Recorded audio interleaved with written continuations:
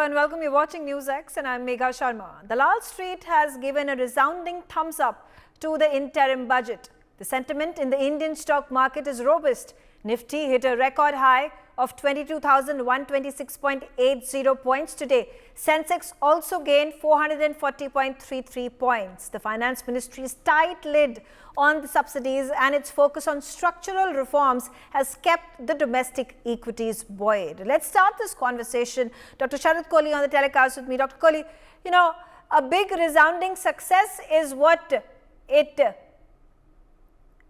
converts to, keeping in mind that Sensex and Nifty have shown increase, they have scaled up, and Nifty in fact at a record high that was recorded earlier in the day today.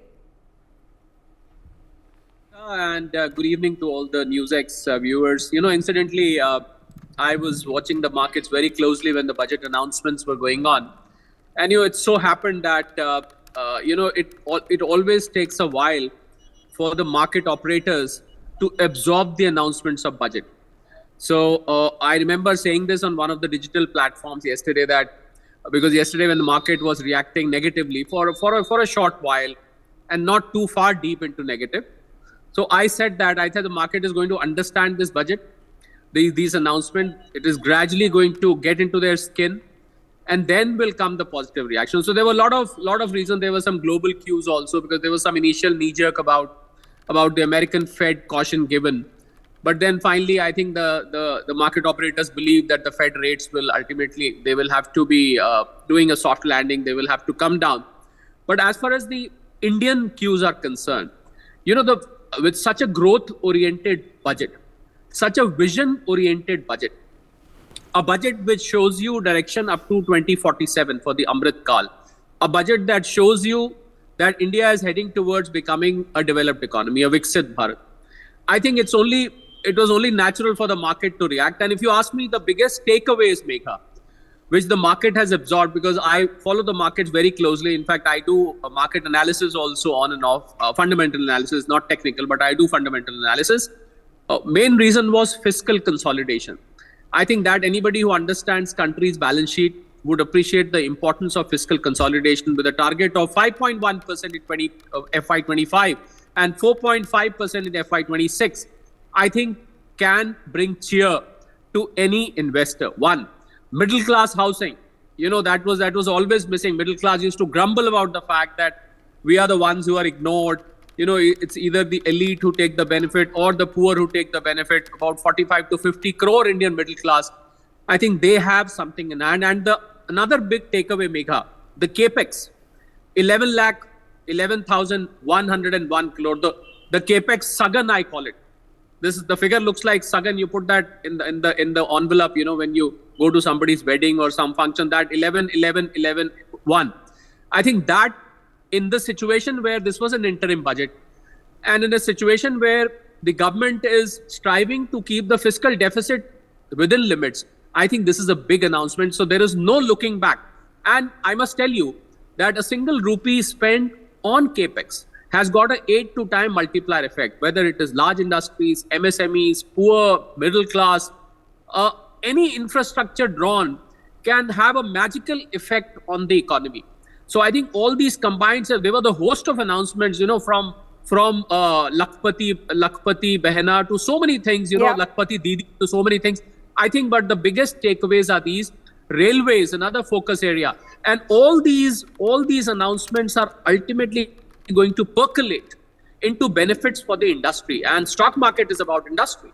Stock market is about investment. So I think the investors, the traders, the market operators, as they gradually understand the meaning of this, and this is also this is a precursor, Megha, to the July budget which is going to come. I have no doubt that the government is going to come back thanks to a very fragmented opposition. I mean, the India disintegrating into something. I think anybody can guess that what is going to happen in April, May. So I think government is so confident that the bigger announcements are going to come in the month of July. I think so. This is just a precursor for me, and a lot more to come. The last line of budget speech, Megha, should have been "Picture abhi baki hai mere dost." Okay. All right. Dr. Ranjit Mehta, Executive Director of PhD CCI, thanks for joining us on the telecast. And how do you view the translation that has happened of the interim budget announcement in the stock market today? Thank you, Megha. Indeed, gone are the days when populist budgets were given by the governments, especially in this government that we have seen that budget has a vision. Now, this budget, which is based on the four pillars, that is poor, women, youth, and farmers, and they constitute more than 70% of the Indian population. So therefore, it's a very inclusive budget. And second, very important thing is this, that this budget has a fiscal prudence. Like people see that it has a vision, it has a fiscal prudence. As Dr. Kohli also said, that infrastructure investment in the budget, which is raised by around 11.1 to around 11.1%.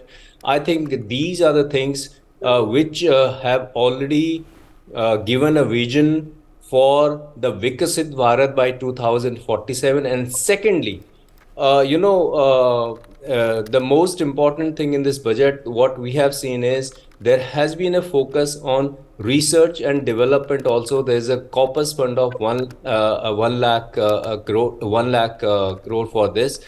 But overall, if you see, India growth story has been recognized by various organizations like IMF and World Bank. And India, with 1.4 billion people, is the biggest market in the world.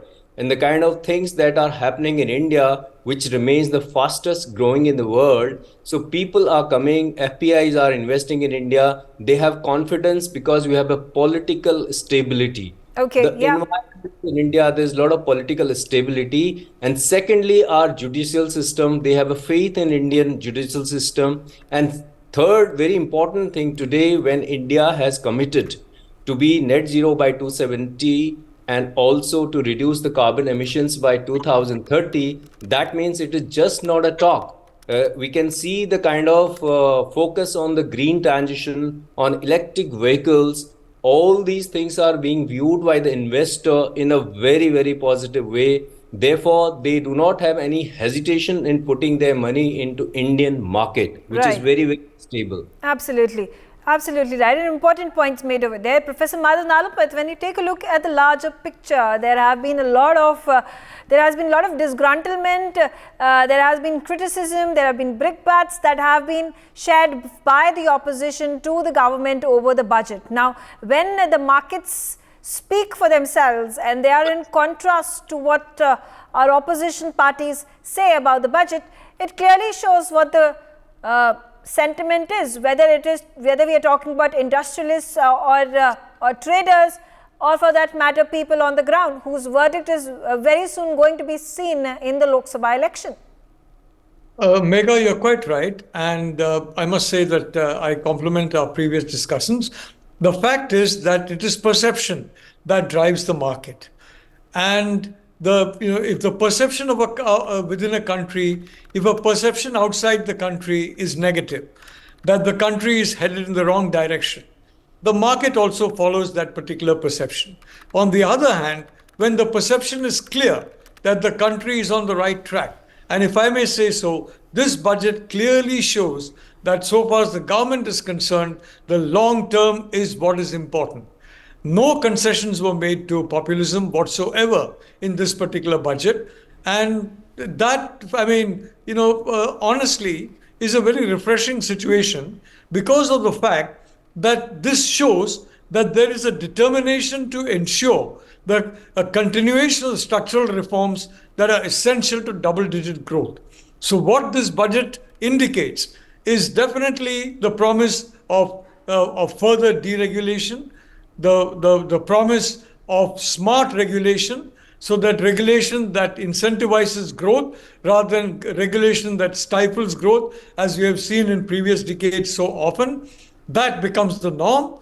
And I think that is very, very important. And that is why I think the market has reacted positively.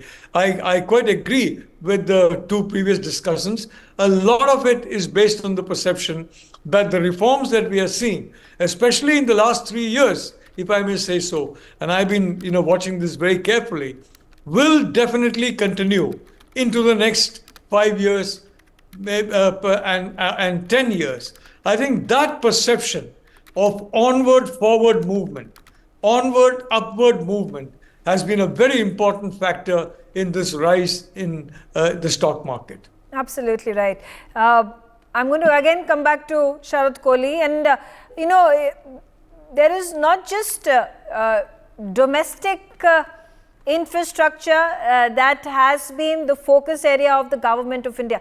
The eye is on the global investor. When the finance minister speaks about the IMEC project, when the finance minister speaks about the gift city, when the finance minister is talking about ports connectivity, ports development, infrastructure development vis-a-vis maritime connectivity that India needs to create. So this is a message to the domestic players, to the industry, and they are satisfied, they are rest assured that listen, there is going to be infrastructure. Yes, you require the roads, you require the rail, you require the air connectivity, and you also require the port connectivity, and that is then going to attract maximum investment into the country. Well, exactly, Megha. I think international aspect of the development is always in focus, because we are, after all, talking of investment. So we need to show to the world that we are not just growing internally. We are very well connected to the world. Vasudev Kutumbakam was the nara given by the Prime Minister, that the world is one family and we have to integrate with them through development, through culture, through other things. But a very pertinent point, Megha, which I wanted to make is that you've taken this discussion forward today by way of stock markets. You're trying to integrate stock market movements. And I personally feel that growth of the country, the vision of the country, the progress of the country is far more stronger, is far more solid than the stock market movements. Stock market, because as I said, I am a very close market analyst as well. So tomorrow, Houthis fire a couple of extra missiles in the Red Sea, and you might see market crashing. Mm-hmm. So in the short term, Megha, markets may not necessarily be indicator of country's growth. In the short term, I'm putting it in inverted commas. In the long term, yes. But in the short term, markets do react to international factors. Market do react to geopolitical factors. Market do react to odd corporate results. Market do react to international stock market. So therefore, whereas market one day movement is good, I appreciate it. But tomorrow, we are doing the show today, and this goes on YouTube. It's going to remain there. And tomorrow market falls, or day after market falls, and somebody say, there goes the growth. No, that's not the case. Growth is very solid. Growth is on a very strong platform, and we cannot rate our growth by movements of stock market. I just wanted to, with your permission, and the due pardon, I just wanted to make this very clear. Well, coming back to your point, well, I think the international infrastructure in India, whether it's IMEC or whether it's GIFT City, I think that is what is attracting investors here. The investors now know, after the G20 Megha, I think the investors have appreciated the fact that India is very, very global in its approach. India just doesn't believe in uplifting its own people. India is very integrative in its approach. And the fifth factor of production, Megha, the digital, the four factors of production traditionally, which we've studied in our schools and colleges. This fifth dimension, which has been added to factors of production, which is the digital aspect. To my mind, India's GDP has now substantially grown, and a lot of role there is of the digital part, whether it is digital governance, whether it is fintech, whether it is digital compliance, whether it is anything related to digital. The way it is happening, it is causing a very silent revolution. Right. And this revolution is giving us that bonus GDP, Megha. That's the point I wanted to make. I think tower, our fintech has been, UPI has been inaugurated, or some kind of news I was reading. I'm sure Indian digital technology, Indian digital revolution is going to become a global revolution in the times to come, Megha. Okay, all right. The fact that there has been a massive uptick in Nifty figures, in Sensex figures, is just a reflection of the development that has taken place yesterday. And you rightfully mentioned that there are going to be domestic issues that are going to then either scale up or help the Sensex and the stock markets to raise or fall. But for that particular day, the topical news of the day being that there is a budget that has been announced and what has been the market's sentiment. And this is a quick reflection. You know, it's a yardstick of the sorts that can be taken on particular day. What is the market sentiment? Say, for example, if there had been, I don't know, yesterday, if there had been a large number of swaps that had been pushed out by the government of India, by the finance ministry, if there were more number of subsidies that had been given out, which would have then impacted the capital expenditure, perhaps on the expense of the capital expenditure, if there are more SOPs that are being distributed to certain segments, to certain sectors, would the market sentiment have been the same as it is today? But keeping that in mind, Dr. Ranjit Mehta, again coming back to you about talking about our growth factors and talking about our infrastructure as well. Now today, up until now, it's been 75 years that India has grown since independence, and we talk about roti, kapda and makan. We talk about sadak, bijli or pani.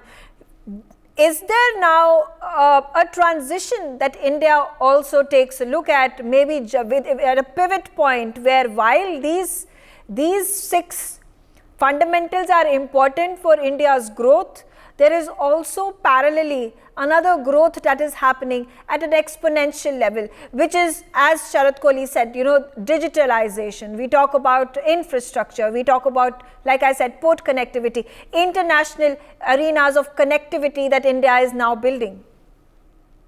Yeah. Megha, in fact, let me put it this way. The transformational or structural reforms that were brought out by this government, like GST, like IBC code, and other like digital infrastructure in our country, and direct benefit transfer, Ayushman Bharat, Pradhan Mantri Ayushman Bharat Yojana, all these things are transformational reforms that were made. And these reforms were made during this decade. This is 2014 to 2024. So this I would call Shatak. This I would call a Dashak se Shatak tak ki story. That means from this Dashak to Shatak means 2047. Dashak se Shatak tak, and this will be the decade which will be remembered in our history forever, because this government has taken the kind of steps which were never thought of before.